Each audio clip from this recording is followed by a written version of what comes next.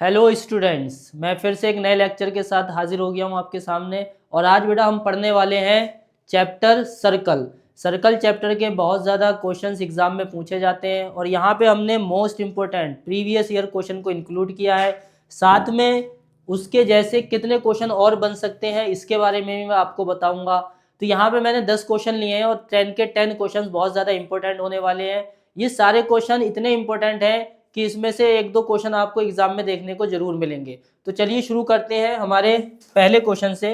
पहला क्वेश्चन क्या है, इसको पहले पढ़ेंगे अच्छे से, क्योंकि क्वेश्चन को सॉल्व करने का तरीका यही है कि आप पहले उससे अच्छे से रीड करें, समझें कि हमें उसमें क्या करना है, उसके बाद हम शुरू करेंगे। तो मेरा पहला क्वेश्चन है क्वेश्चन नंबर 1 और पहला क्वेश्चन पढ़ते हैं। देखो क्या है, the maximum number of common tangents that can be drawn to two circles intersecting at two distinct point is. मतलब यहाँ पे दो सर्कल है जो दो पॉइंट पे इंटरसेक्ट कर रहे हैं। दो सर्कल है जो कि दो पॉइंट पे, यानी कि सरकमफ्रेंस जो होगा उनका दो पॉइंट पे क्या करता होगा, इंटरसेक्ट करता होगा।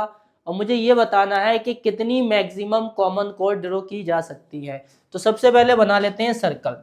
सर्कल यहाँ पे अगर मैं बनाऊं तो ये मेरा पहला सर्कल रहेगा। अब दूसरा सर्कल मैं इस तरीके से बनाऊंगा कि दो पॉइंट पे ये इंटरसेक्ट करे। तो दूसरा सर्कल मैं यहाँ बना लेता हूँ, ठीक है। ये दो सर्कल बन गए और आप देख रहे हो कि यहाँ पे ये इंटरसेक्ट भी कर रहा है टू डिस्टिंक्ट पॉइंट, अलग अलग पॉइंट पर। डिस्टिंक्ट का मतलब होता है बेटा अलग अलग। अब अगर मैं यहाँ कॉमन कोड बनाऊंगा तो एक कॉमन कोड तो ये बन जाएगी जो कि दोनों की होगी, एक कॉमन कोड ये बन जाएगी जो कि दोनों की होगी। इसके अलावा आप मुझे एक ऐसी कोई और कॉमन कोड बता दीजिए, कोई एक ऐसी और अलग टेंजेंट बता दीजिए। सॉरी, मैंने कोड का नाम लिया है, ये कोड नहीं है, ये टेंजेंट है, कॉमन टेंजेंट। आप इसके अलावा कोई और टेंजेंट बता दीजिए जो दोनों पे बने और कॉमन हो। तो आप कहोगे सर ऐसी कोई टेंजेंट अब नहीं बनेगी, तो इस वजह से यहाँ पे जो मैक्सिमम टेंजेंट बन सकती हैं वो सिर्फ क्या है, हमारी दो। तो जब भी दो सर्कल दो पॉइंट पे, दो डिस्टिंक्ट पॉइंट पे इंटरसेक्ट करते हैं तो वहां पे मैक्सिमम आप वहां पे मैक्सिमम दो ही टेंजेंट बना सकते हैं। तो राइट ऑप्शन यहाँ पे हो जाएगा सी। इसके और केस बता देता हूँ, this is the only not one case. Suppose करो एक सर्कल हमारा यहाँ पर है, ठीक है। सपोज करिए एक सर्कल हमारा यहाँ पे क्या है, इसको थोड़ा सेट कर लेते हैं। सपोज करो हमारा एक सर्कल यहाँ पे है और एक सर्कल हमने बना दिया दूसरी जगह इस तरीके से। अब ये क्या हो रहा है कि ये जो सर्कल है ये कहीं भी इंटरसेक्ट नहीं कर रहा है, थोड़ा सा गैप है इसके अंदर, ये इंटरसेक्ट नहीं कर रहा है, ठीक है।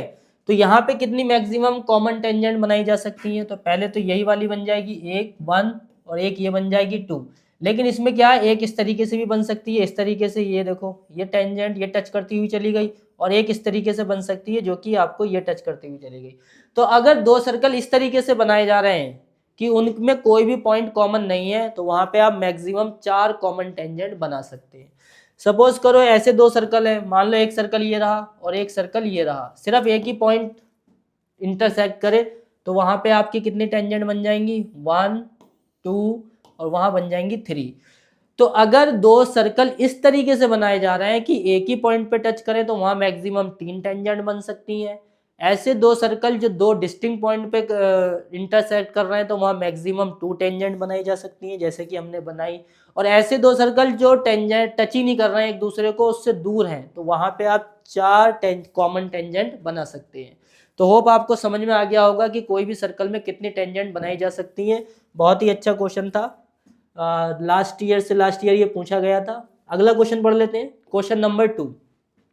अब क्वेश्चन नंबर 2 क्या है, in the given figure P A is tangent from an external point P to a circle with centre O, if P O be 115 then angle A P O is equal to. हमें यहाँ पे angle A P ओ की value बतानी है in the given figure, but question ने लिखा है in the given figure, पर यहाँ पे फिगर तो है ही नहीं। तो एक्चुअली मैं यहाँ फिगर बनाना भूल गया हूँ शायद, इसलिए यहाँ पे फिगर नहीं है। तो चलिए फिगर बना लेते हैं। फिगर बनाने में कोई ज़्यादा टाइम नहीं लगेगा, यहाँ से सर्कल ले लेते हैं और एक अच्छी सी फिगर सर्कल बना लेते हैं, ठीक है। एक ज़्यादा ही दूर बन रहा है, ठीक है, दूसरा ले लेते हैं। यहाँ से सर्कल यहाँ बनाते हैं, ठीक है, ये हमारा सर्कल बन जाएगा यहाँ पे। अब ये हमने सर्कल बना लिया, पढ़ते हैं यहाँ, इन the given figure P A is a tangent from an external point. कोई एक एक्सटर्नल पॉइंट है, मान लो मैंने ये ले लिया, ये जो मेरा पी है ये क्या है, एक्सटर्नल पॉइंट है। पी ए क्या है, टेंजेंट है, तो एक टेंजेंट बना लेते हैं। ये इस तरीके से यहाँ पे टेंजेंट बन गई, ये रहा ए, ठीक है। विद सेंटर ओ, इसका सेंटर ओ बना लेते हैं, सेंटर की बात की गई है। अब यहाँ पे क्या, इफ एंगल POB 115 डिग्री, तो इसको थोड़ा सीधा बना लेंगे, ये एक्चुअली यहाँ पे सीधा है, ठीक है, और एंगल इसको यहाँ से यहाँ मिला दो, ये आपका A है, यहाँ ये आपका B है, तो एंगल POB हमें कितना दिया है, तो ये रहा एंगल POB जो कि कितना है 115 डिग्री। तो angle POB is 115 degree. Which angle we have to tell, angle APO। APO की बात करूं तो ये रहा APO, ठीक है। तो मैं इसको सॉल्व नहीं करूंगा क्योंकि MCQs क्वेश्चन है, बिना सॉल्व करे हम बताएंगे, हम देखेंगे कैसे करना है। देखो भाई ये 115 है तो ये सीधी लाइन होती है, तो ये पूरा एंगल 180 डिग्री का होता है। तो जब ये 115 है तो ये कितना हो जाएगा 65, कितना हो जाएगा ये 65। और सबको पता है कि जब भी कोई सेंटर से टेंजेंट, यानी कि जो टेंजेंट जहाँ पे टच करती है उसे पॉइंट ऑफ कांटेक्ट बोलते हैं, तो वहाँ पे हमारा 90 डिग्री का एंगल बनता है। ये इतनी इंपॉर्टेंट थ्योरम है कि इसको आपको समझना ही पड़ेगा, सोचना ही पड़ेगा और इसे याद रखना है। जब भी कभी आपको टेंजेंट दी गई हो और पॉइंट ऑफ कांटेक्ट से सेंटर पे कोई लाइन बनाई गई हो, तो वहाँ पे सबसे पहले आप 90 डिग्री का एंगल बना लेना, क्योंकि स्टूडेंट सबसे ज़्यादा परेशान होते हैं कि वो ये भूल जाते हैं कि यहाँ पे 90 डिग्री का एंगल है और वो एंगल को फाइंड नहीं कर पाते। कभी भी एंगल को फाइंड करने वाला क्वेश्चन अगर सर्कल से आएगा तो 90% वहाँ पे चांस है कि आपको 90 डिग्री इस तरीके से बनाना ही पड़ेगा, जो कि ना क्वेश्चन में गिवन होता है, कुछ नहीं होता। हमें खुद से पता होना चाहिए कि जब भी पॉइंट ऑफ कांटेक्ट से कोई सेंटर पे पॉइंट डलेगा तो वहाँ पे 90 डिग्री का एंगल बनता ही बनता है। तो बेटा ये रहा आपका ट्राइंगल, और ट्राइंगल के जो अंदर के 3 एंगल होते हैं, all 3 interior angle sum will be 180 degree, जो उनका सम होता है वो 180 डिग्री का होता है। तो ये रहा 65, ये रहा 90। अब 90 प्लस 65 कितना हो गया 155। अब 155 को आप माइनस कर दीजिए 180 से, क्यों, क्योंकि जब हम 180 से माइनस करेंगे तभी हमें इस एंगल का पता लगेगा। तो 10 - 5 7 - 5 2 25 degree is the correct answer. तो जो हमारा जो करेक्ट आंसर यहाँ पे होने वाला है वो हो जाएगा 25 डिग्री।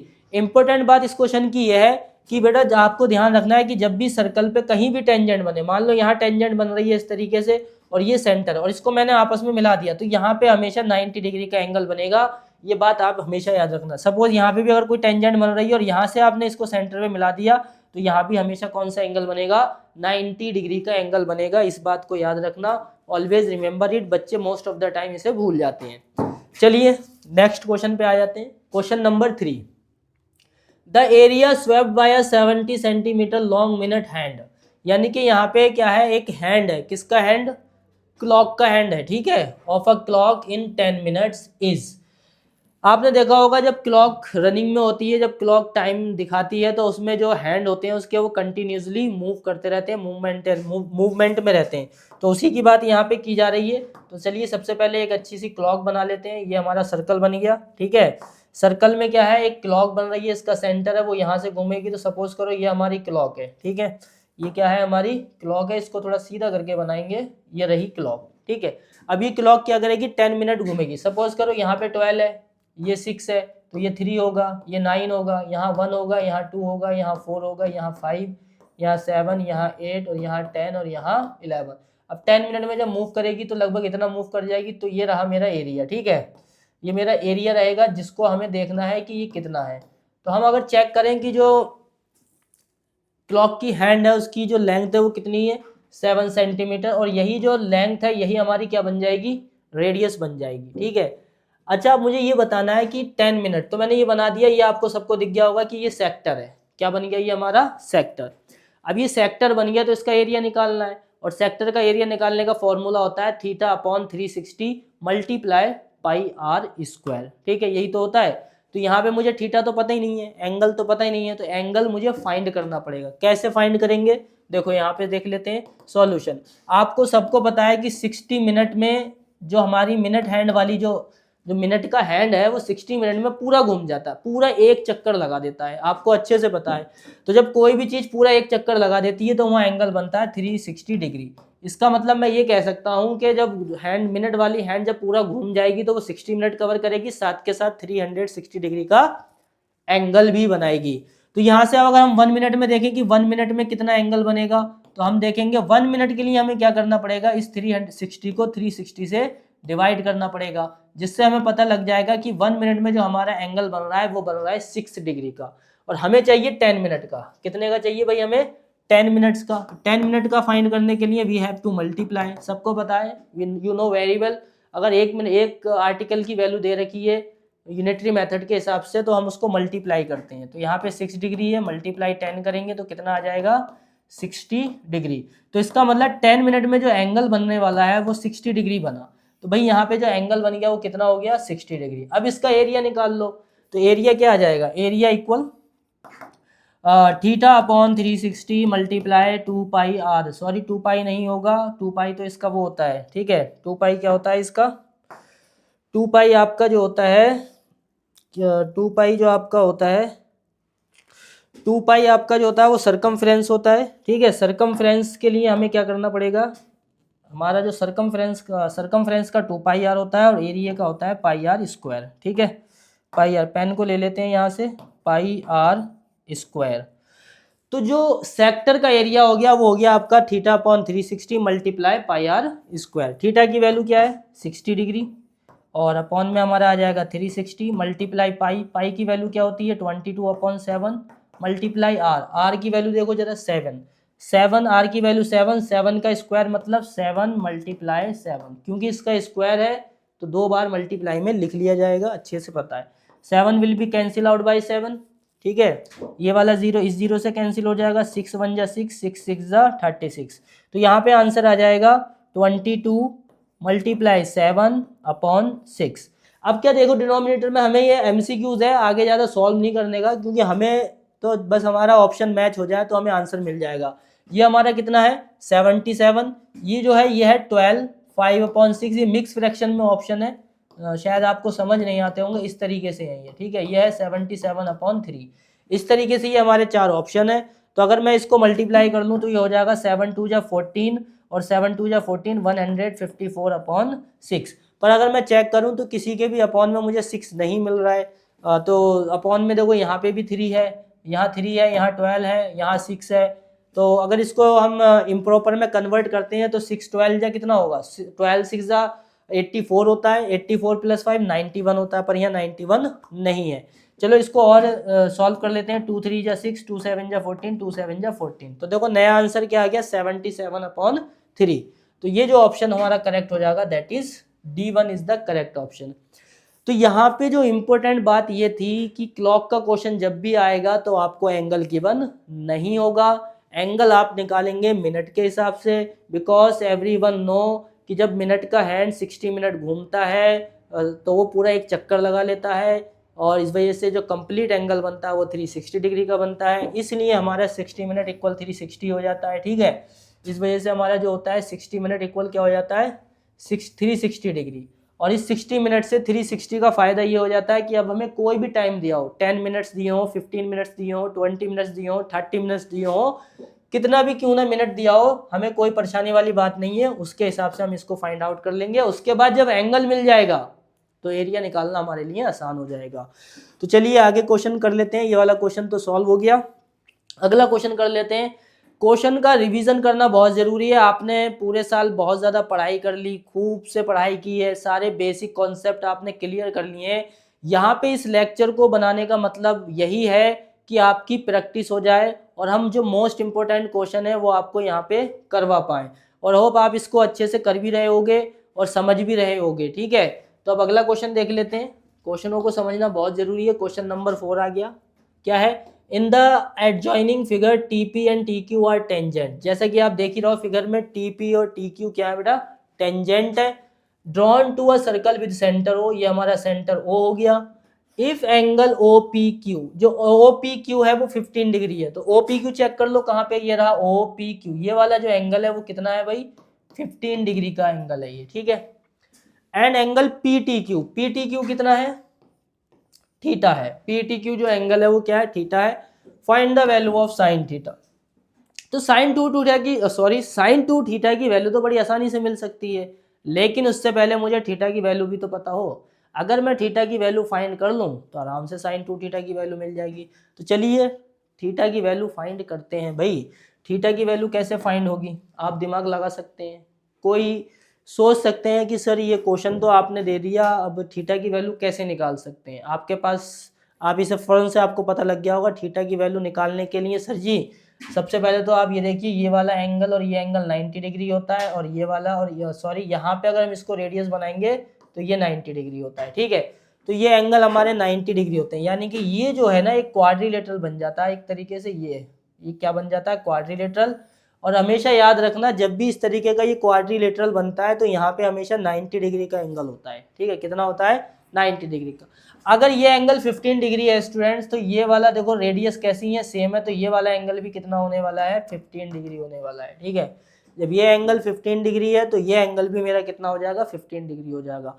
मुझे तो थीटा की वैल्यू निकालनी है, मैं इसके पीछे क्यों पढ़ा हूँ, तो बेटा मैं इसके पीछे इसलिए पढ़ा हूँ क्योंकि मुझे अगर थीटा की वैल्यू निकालनी है तो ये वाला एंगल भी पता लग गया क्वाड्रिलेटरल 90 डिग्री, और ये वाला एंगल भी मुझे पता लग गया कि ये है 90 डिग्री, पर ये भी मुझे मालूम नहीं है और ये वाला एंगल भी मुझे मालूम नहीं है। तो इन दोनों में से किसी एक को तो फाइंड करना पड़ेगा, तभी तो पता लगेगा। तो मैं इस वाले एंगल को तो फाइंड कर सकता हूँ ना, तो इसलिए मैं यहाँ पे लिखूंगा in triangle POQ, in triangle POQ, PO equal OQ, जो PO और OQ इक्वल है तो इनके अपोजिट जो एंगल होंगे, यानी कि एंगल OPQ इक्वल हो जाएगा विद एंगल OQP, जो कि कितना है बेटा आपका 15 डिग्री। तो ये दोनों एंगल आपस में कैसे हो गए, इक्वल हो गए, 15 डिग्री हो गए। तो आप मुझे ये बताइए उस हिसाब से जो एंगल POQ बनेगा वो कितने का बन जाएगा। तो बेटा ये रहा 15 डिग्री, ये रहा 15 डिग्री, 15 + 15 30 हो गया, और टोटल एंगल होता है 180 डिग्री। तो उस हिसाब से ये जो एंगल बनेगा वो कितना बनेगा, 150 डिग्री, है ना। तो ये बन जाएगा 150 डिग्री, क्योंकि जो ट्रायंगल होता है उसके अंदर के जो 3 एंगल होते हैं, sum of interior angle is 180 degree. तो एंगल POQ मिल गया। अब हम लिखेंगे इन क्वाड्रिलेटरल। अब हमारे पास क्या आएगा, क्वाड्रिलेटरल। इन क्वाड्रिलेटरल QPO सॉरी Q नहीं है, पहले है हमारा TPOQ, ये मेरा क्वाड्रिलेटरल है TPOQ। इसमें जो हमारा एंगल है एंगल T, इनका चारों का एंगल जो इंटीरियर एंगल होंगे उनका ऐड कितना होगा, उनका ऐड होगा भाई 360 डिग्री, क्योंकि क्वाड्रिलेटरल के जो अंदर के 4 एंगल बनते हैं उनका ऐड 360 होता है, और जो ट्राइंगल होता है उसके अंदर के 3 एंगल का ऐड 180 डिग्री होता है। सबको अच्छे से पता है। एंगल T की वैल्यू क्या है, थीटा, एंगल P की value 90 degree, plus angle O की वैल्यू अभी तो निकाली है आपने, ये रही 150 डिग्री, Q की वैल्यू फिर से 90 डिग्री इक्वल 360। सबको ऐड कर दो, 90 90 180 और 150 कितना हो जाएगा, 300, आई थिंक 330, ठीक है। कितना हो जाएगा, 330 इक्वल में क्या आ जाएगा, 360। अब थीटा इक्वल हो जाएगा 360 माइनस 330 डिग्री, ठीक है, 330 डिग्री। तो ये हमारा 330 डिग्री हो जाएगा, और जब इसको माइनस करेंगे तो थीटा की वैल्यू आ जाएगी 30 डिग्री, सही है। अब जब थीटा की वैल्यू 30 डिग्री आ गई तो हमें क्या फाइंड करना है, साइन 2 थीटा की वैल्यू फाइंड करनी है। किसकी वैल्यू फाइंड करनी है, साइन 2 थीटा। तो थीटा इक्वल कितना है भाई, साइन 2 थीटा की वैल्यू 30 डिग्री, तो ये हो जाएगा साइन 2 30 या 60 डिग्री, तो साइन 60 की वैल्यू होती है √3/2। वैल्यूज कैसे फाइंड करनी है, ट्रिग्नोमेट्री चैप्टर का हमने लेक्चर ले लिया है, वहाँ पे इसकी शॉर्ट ट्रिक बता दी है, और शॉर्ट में भी आपको बता दिया है कि इसको हम जल्दी से जल्दी कैसे सीख सकते हैं, कैसे इसे लिख सकते हैं, कैसे इसे याद किया जा सकता है, वो हमने ट्रिग्नोमेट्री चैप्टर में बता दिया है। इस वजह से साइन 60 की वैल्यू आ गई √3/2। मोस्ट इंपॉर्टेंट इस सर्कल चैप्टर में बेटा यही है कि ये जो 90 डिग्री एंगल है इसे नहीं भूलना है, और रेडियस जो इक्वल होती है उनके अपोजिट एंगल भी इक्वल होते हैं। सबसे ज़्यादा अगर मैं समझता हूँ तो इन्हीं 2 टॉपिक का यूज सबसे ज़्यादा होता है, कि पहला जो रेडियस सेंटर से पॉइंट ऑफ कॉन्टेक्ट में जो लाइन मिलती है वो 90 डिग्री का एंगल बनाती है विद द टेंजेंट, और दूसरा ट्राइंगल में अगर 2 साइडें इक्वल हैं तो उसके अपोजिट एंगल भी आपस में क्या होंगे, इक्वल होंगे। इस वाले क्वेश्चन को भी आप खुद से ट्राई कर सकते हैं, कैसे करना है खुद से पहले आप ट्राई कीजिए, उसके बाद आप वीडियो प्ले करके दोबारा से आप इसको देख सकते हैं।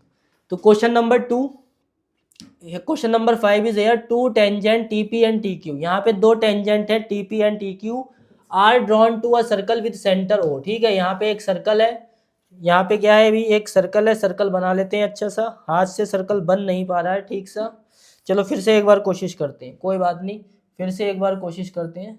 हाँ ठीक है, चलो इस बार सही बन गया। तो ये हमारा क्या हो गया, सर्कल है, और इस सर्कल को पे क्या है, 2 टेंजेंट है हमारी। कितनी टेंजेंट है, 2 टेंजेंट है।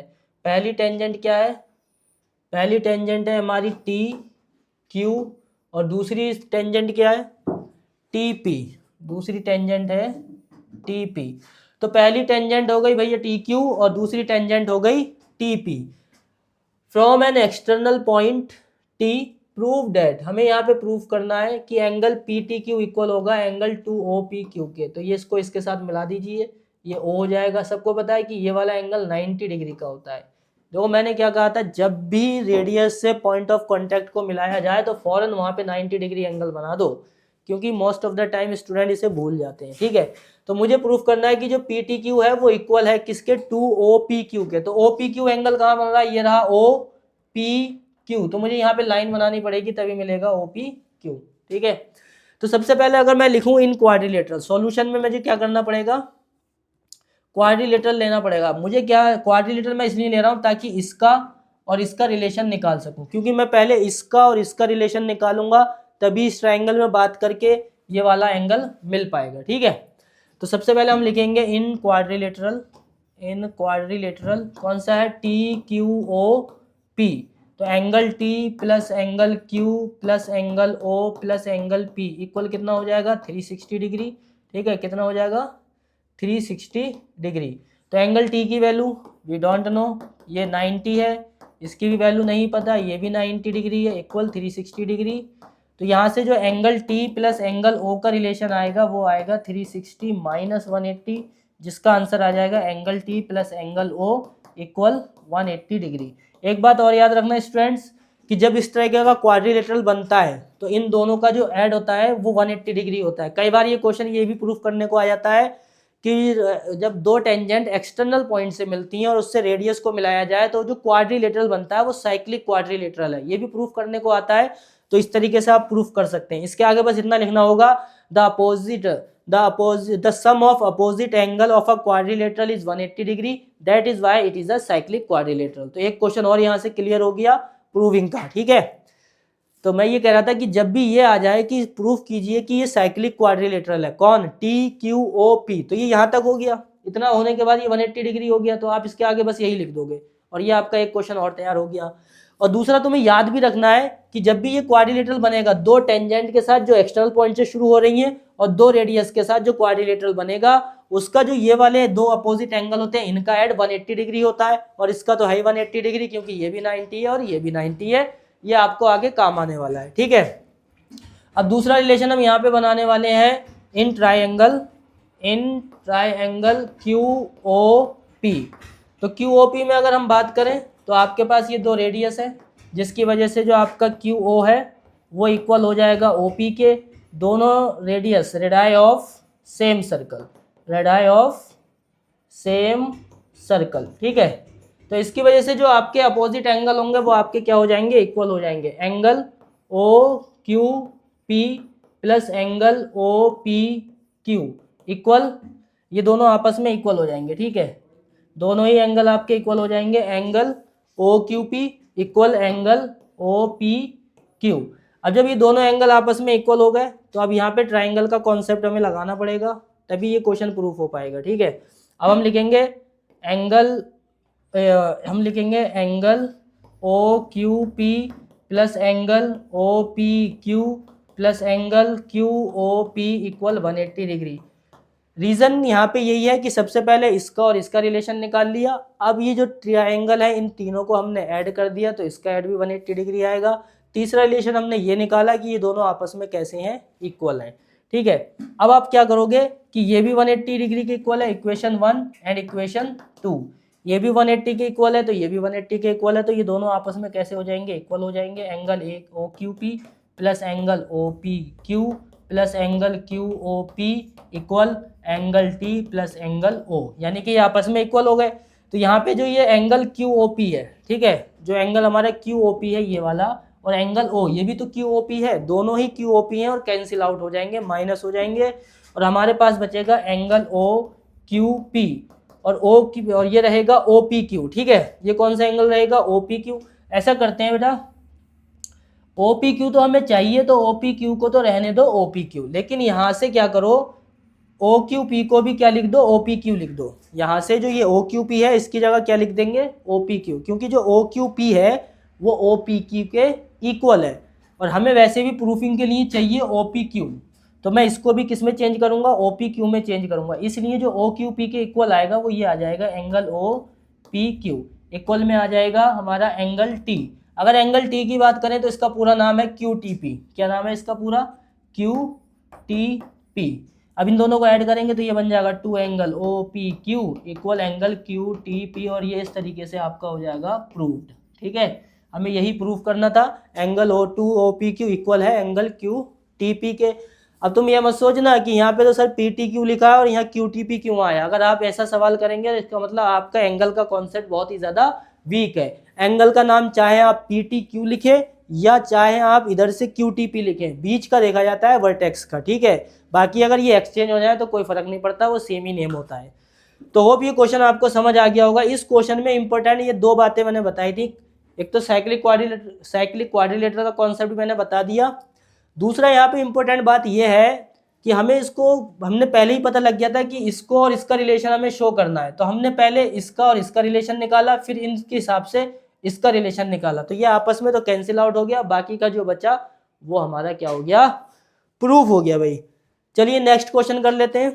पहले आप खुद से ट्राई कीजिए। अच्छा, वैसे प्रैक्टिस करने का तरीका यही है कि आपको जब भी स्क्रीन पे क्वेश्चन दिखे, है ना, मैं थोड़ा एक साइड हो जाता हूँ, जब भी आपको स्क्रीन पे क्वेश्चन दिखे तो स्क्रीन वीडियो को पॉज करके पहले खुद से ट्राई करें, फिर आप हमारा सॉल्यूशन देखें। अगर आपका सॉल्यूशन सही गया तो एक खुशी मिलती है, अच्छा लगता है कि हाँ हमने क्वेश्चन को सही किया, और हमें कॉन्फिडेंस आता है। और जब हमें कॉन्फिडेंस आता है और जब हमारा कॉन्फिडेंस हाई होता है तो हमारी परफॉर्मेंस, हमारा रिजल्ट खुद ब खुद क्या हो जाता है, अच्छा हो जाता है।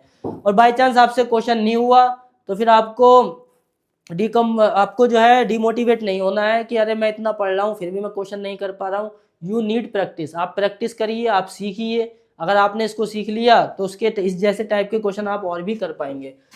क्वेश्चन है फ्रॉम एन एक्सटर्नल पॉइंट। एक एक्सटर्नल पॉइंट है जहां से क्या किया गया, टू टेंजेंट्स आर ड्रॉन।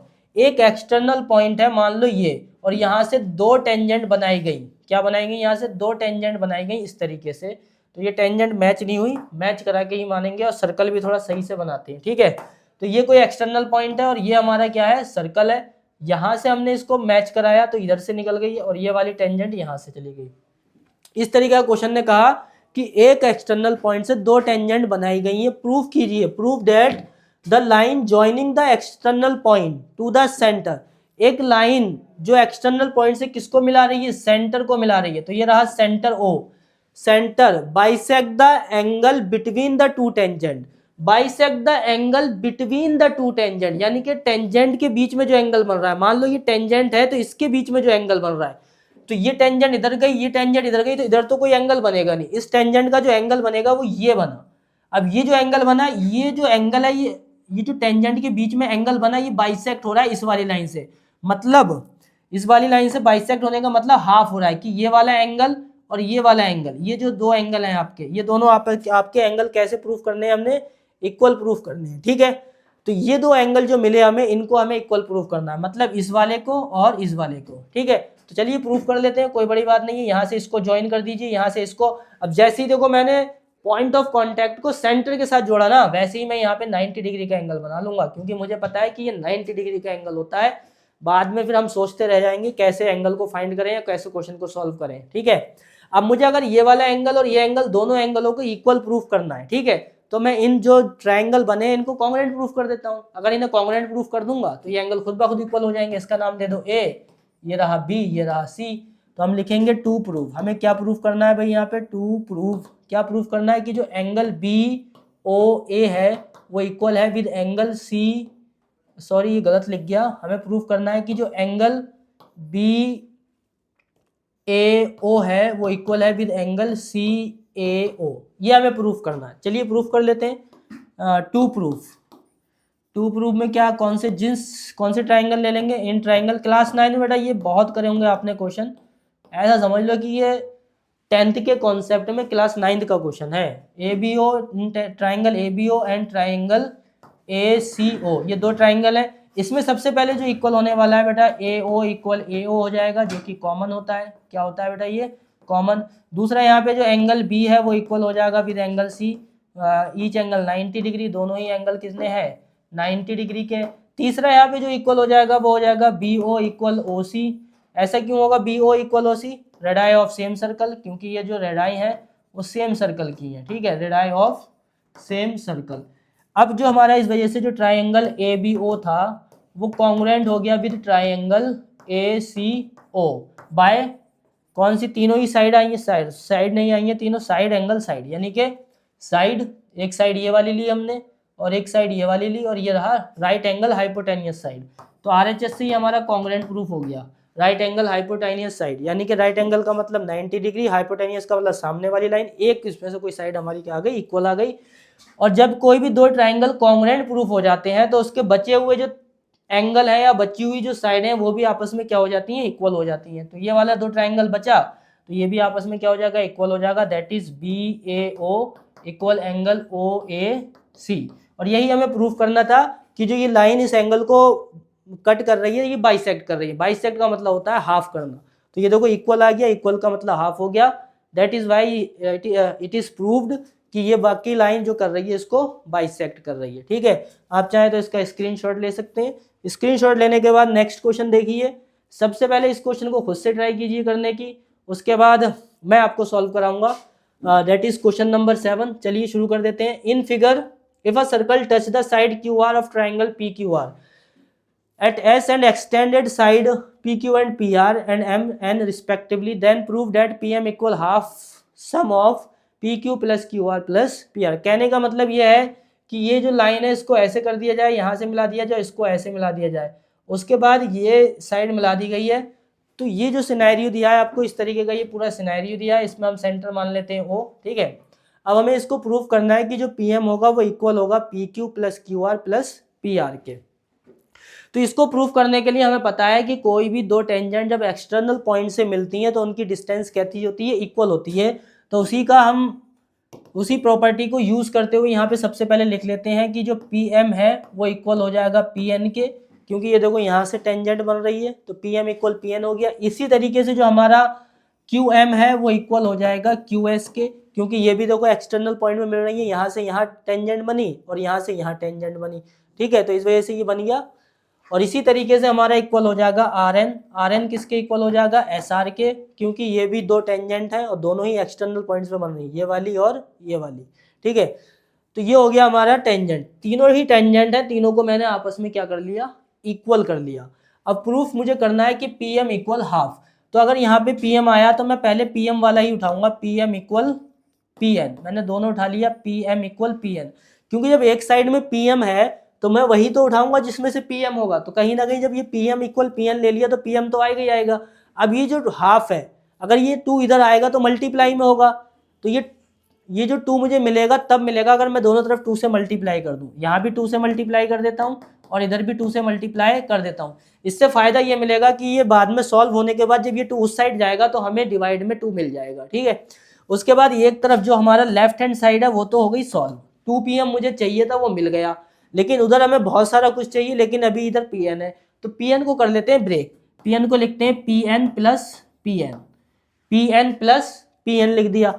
अब एक PN को PN रहने दो और एक PN को कर लो PM, ठीक है। क्योंकि मैं एक PN को PM क्यों किया मैंने, उसका रीजन ये है कि मुझे यहाँ पे QS, ये देखो PQ भी चाहिए, PR भी चाहिए।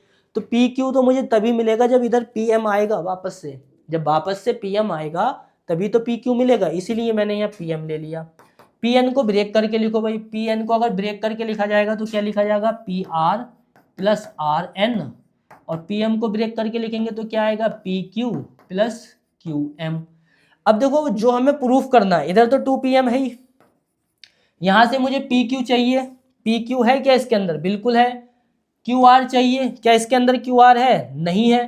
PR चाहिए, क्या इसके अंदर PR है? बिल्कुल है। तो यानी कि ये दो तो मेरे सेव रहेंगे, इनको मैं बिल्कुल छेड़छाड़ नहीं करूंगा, ठीक है। इसको थोड़ा ऊपर कर लेते हैं, फिर इसको करते हैं, ठीक है। तो इसके साथ तो मैं कोई टच नहीं करूंगा, कोई छेड़छाड़ नहीं करूंगा, ये आ जाएगा एक तरफ PR प्लस PQ। इधर मैं लिखूंगा RN प्लस QM। अब क्या होगा? ये तो दोनों आ गए PR प्लस PQ। अब जो हमारा रह गया RN और QM रह गया। मुझे चाहिए QR, क्या चाहिए? देखो यहाँ से QR, यहाँ पे QR, पर मुझे क्या दे रखा है? QM और RN। तो मैं यहाँ पे क्या करूंगा, QM और RN की वैल्यू को एक्सचेंज करूंगा। QM को लिखूंगा QS, क्या लिखूंगा QM को QS, और RN को क्या लिखूंगा SR। अब अगर आप इन दोनों को ऐड करोगे तो देखो क्या मिल रहा है, अगर आप इन दोनों को ऐड करोगे तो क्या मिलेगा, देखो SR प्लस SQ, अगर इसको ऐड करोगे तो मिलेगा आपको QR, क्या मिलने वाला है QR। और ये मुझे यहाँ पे है 2 PM, और जब 2 PM से जब ये 2 उधर जाएगा, ठीक है, जब ये 2 PM से ये 2 उधर जाएगा तो ये हो जाएगा हाफ, क्या हो जाएगा हाफ, और यहाँ मिलेगा PR plus PQ plus QR। और इस तरीके से ये हमारा क्वेश्चन सॉल्व हो जाएगा, प्रूफ हो जाएगा। तो देखने में ये क्वेश्चन बड़ा मुश्किल लग रहा था कि कैसे इसको सॉल्व किया जाएगा, बट अगर हमें कॉन्सेप्ट क्लियर होंगे, हम अगर इसको अच्छे से सोचेंगे किस तरीके से ब्रेक किया जाए, किस तरीके से किधर ट्रांसफर किया जाए, तो हम इसको प्रूफ कर सकते हैं। मैथमेटिक्स इसीलिए कहते हैं कि जो मैथ इंसान के जो माइंड है उसको बहुत ज़्यादा तेज करती है। क्यों, यहाँ पे आपको सोचना पड़ता है कि किसको कैसे ओपन किया जाए, क्लोज किया जाए, ताकि हमें अपना आंसर वेरीफाई करने को मिल जाए। आप चाहें तो इसका स्क्रीनशॉट ले सकते हैं, अदरवाइज सीधा नेक्स्ट क्वेश्चन। नेक्स्ट क्वेश्चन है हमारा क्वेश्चन नंबर 8, ठीक है। क्वेश्चन नंबर 8 है आ code of a circle of a radius 14 centimetre. यानी कि यहाँ पे सबसे पहले एक सर्कल है, एक क्या है यहाँ पे सर्कल है, ठीक है। यहाँ पे सबसे पहले क्या है, एक सर्कल है, तो एक सर्कल बना लेते हैं, दैट इज द सर्कल। तो इसमें एक कोड है और इसकी रेडियस क्या है 14 सेंटीमीटर है। तो सबसे पहले एक कोड बना लेते हैं, दैट इज कोड, और इसकी ये रेडियस बना लेते हैं जो कि कितनी है, ये O मान लो, ये आपकी रेडियस है 14 सेंटीमीटर। रेडियस कितनी है 14 सेंटीमीटर। सबस्टेंड एंगल 60 डिग्री, यहाँ पे कितने का एंगल मिल रहा है भाई 60 degree at the centre. Find the area of the corresponding minor segment. तो हमें यहाँ पे माइनर सेगमेंट का जो क्या है एरिया निकालना है। Also find the area of the major segment, मतलब मेजर सेगमेंट का भी एरिया निकालना है और माइनर सेगमेंट का भी एरिया निकालना है। तो यहाँ पे दो एरिया फाइंड करने हैं। माइनर सेगमेंट तो ये रही हमारी, ये रहा माइनर सेगमेंट, ठीक है। उसके बाद पहले माइनर सेगमेंट का एरिया फाइंड कर लेते हैं, उसके बाद फाइंड करेंगे मेजर सेगमेंट का एरिया। तो सबको अच्छे से इसका फॉर्मूला पता होगा कि माइनर सेगमेंट का एरिया कैसे निकालते हैं। माइनर सेगमेंट का एरिया फाइंड करने का फॉर्मूला है एरिया ऑफ माइनर सेगमेंट। क्या लिखेंगे, एरिया ऑफ माइनर सेगमेंट। इसका फॉर्मूला होता है area of sector, area of sector minus area of triangle. वैसे तो यहाँ लिखेंगे एरिया ऑफ कॉरस्पॉन्डिंग ट्राइंगल, यानी कि जो इसके साथ है, लेकिन मैंने सिर्फ इतना लिख दिया एरिया ऑफ ट्राइंगल।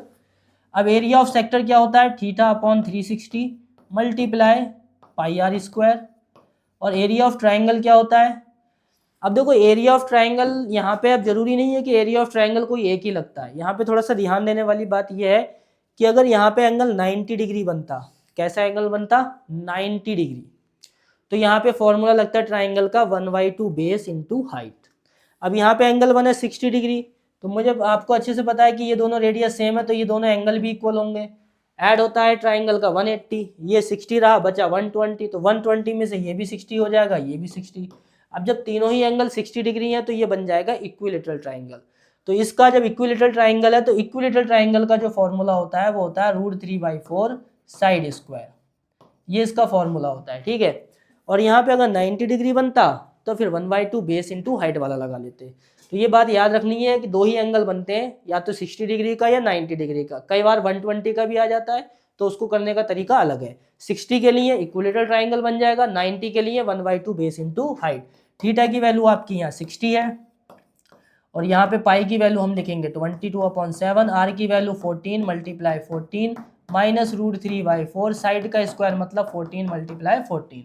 तो सबसे पहले आप अगर इसको कैंसिल करोगे तो यहाँ 6 आ जाएगा, और इसे कैंसिल करोगे तो 2 आ जाएगा। तो यहाँ से आपको फिर इस 2 से इसको भी कैंसिल कर दो, तो ये हो जाएगा 2 3 जा 6।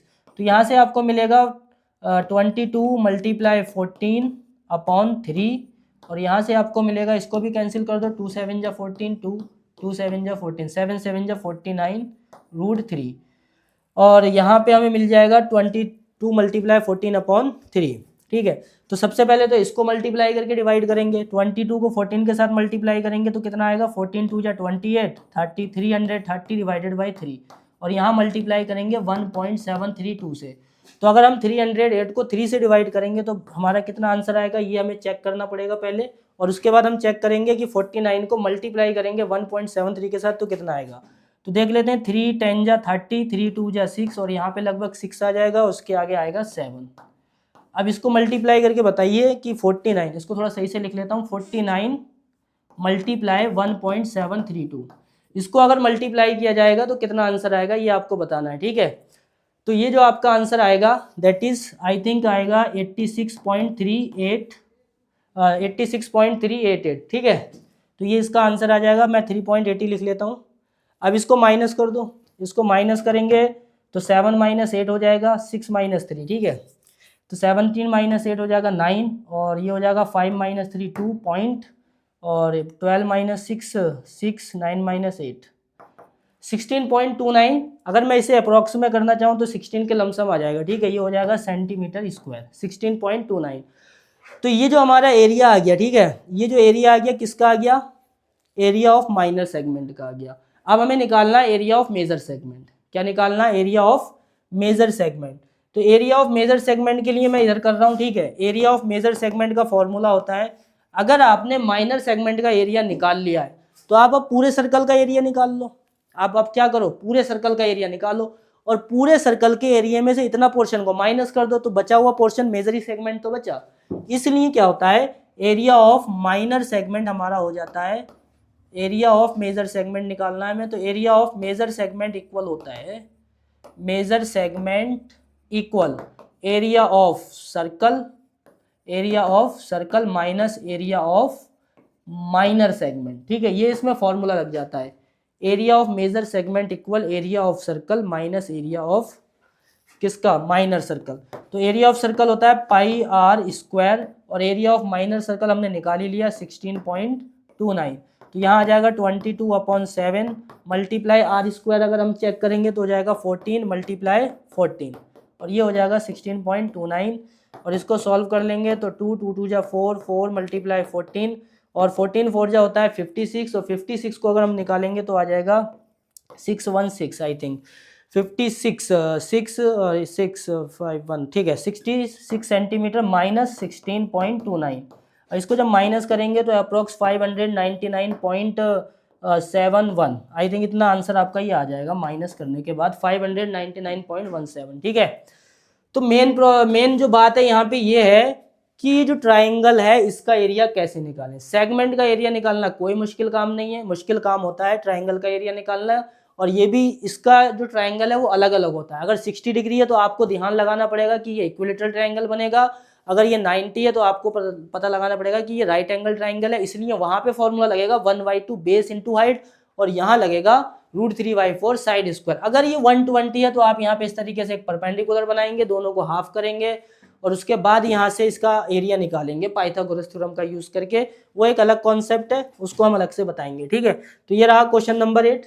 If you want to take screenshot so you may, otherwise let's see the next question.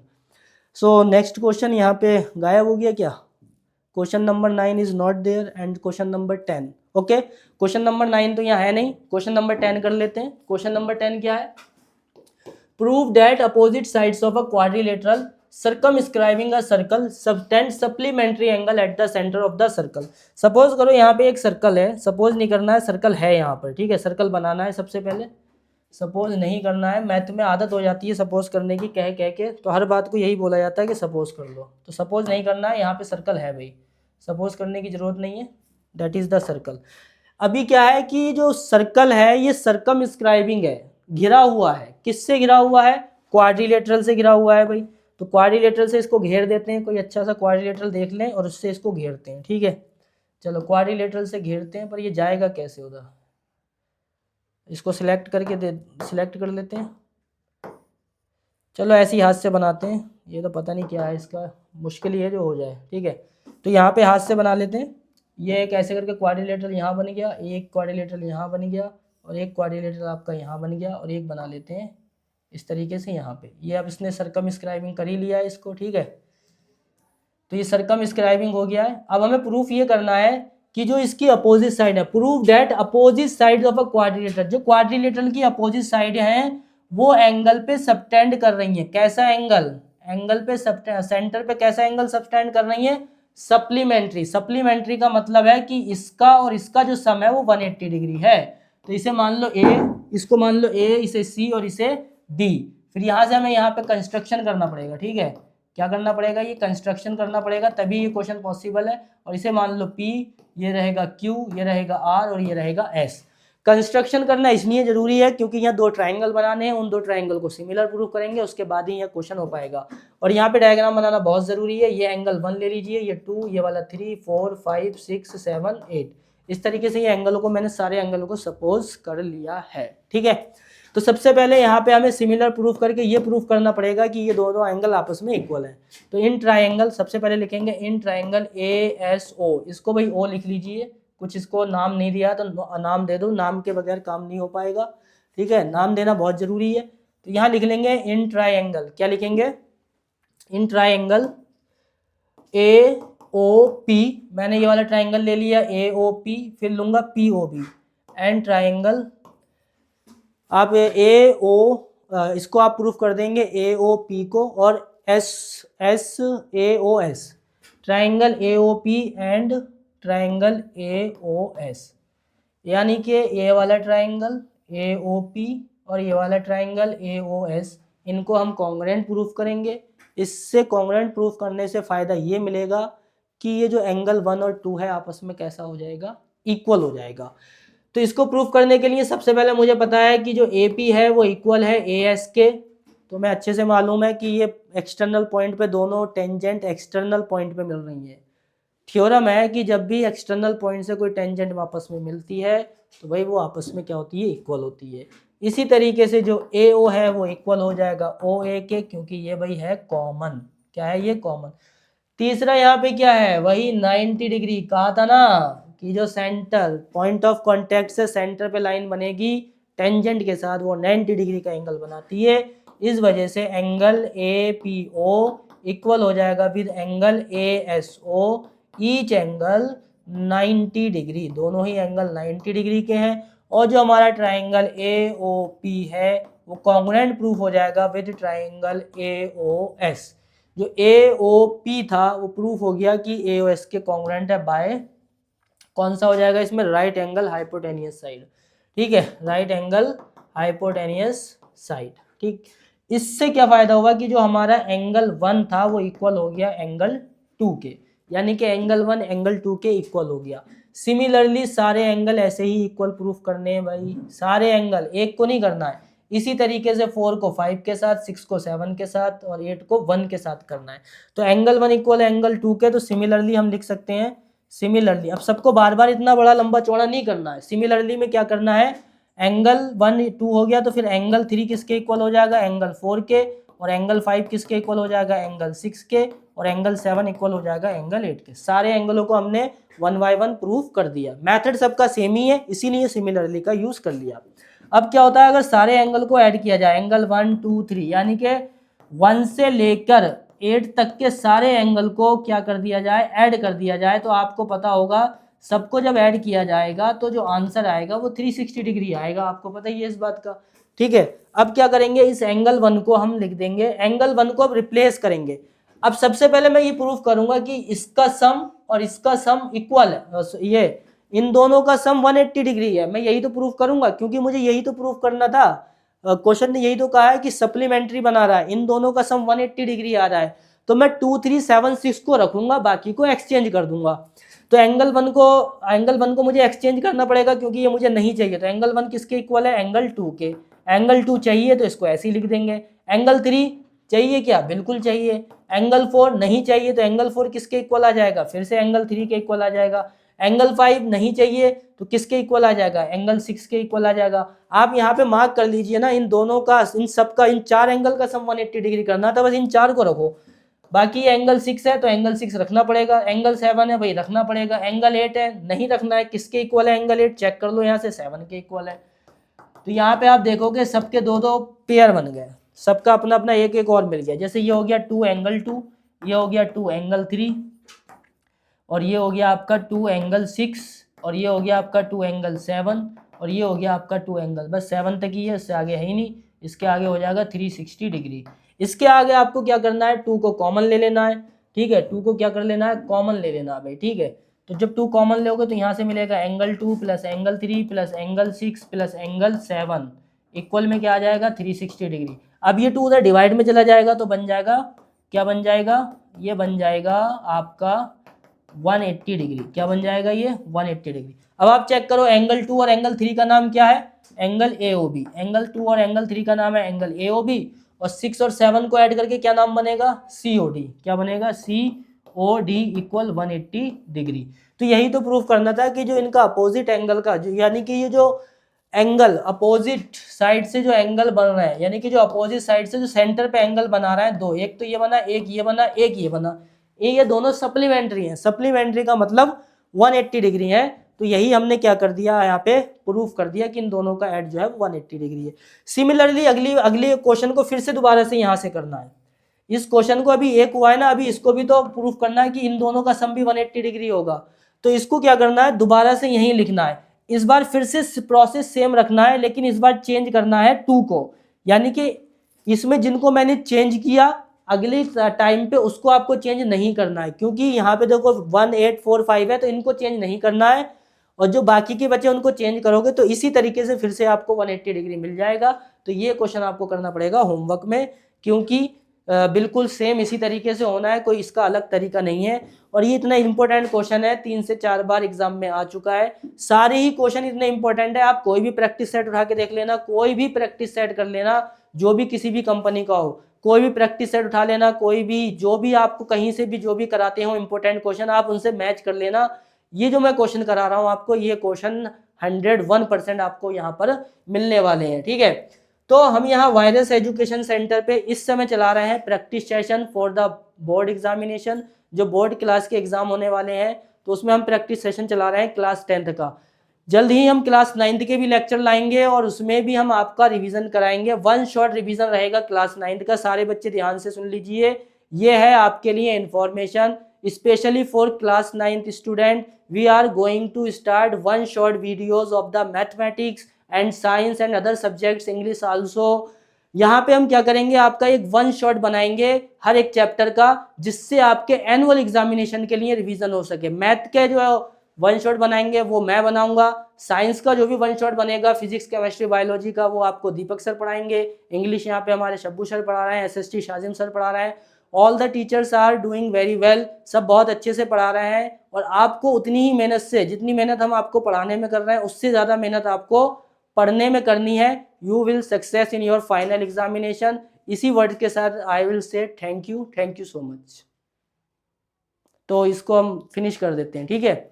चलो यहाँ पे फिनिश कर लेते हैं। फिनिश करने का मतलब ये नहीं है कि आपने अपनी पढ़ाई को फिनिश कर दिया, पढ़ाई फिनिश नहीं करनी है, पढ़ाई स्टडी को फिनिश नहीं करना है, स्टडी को कंटिन्यू रखना है। ओके।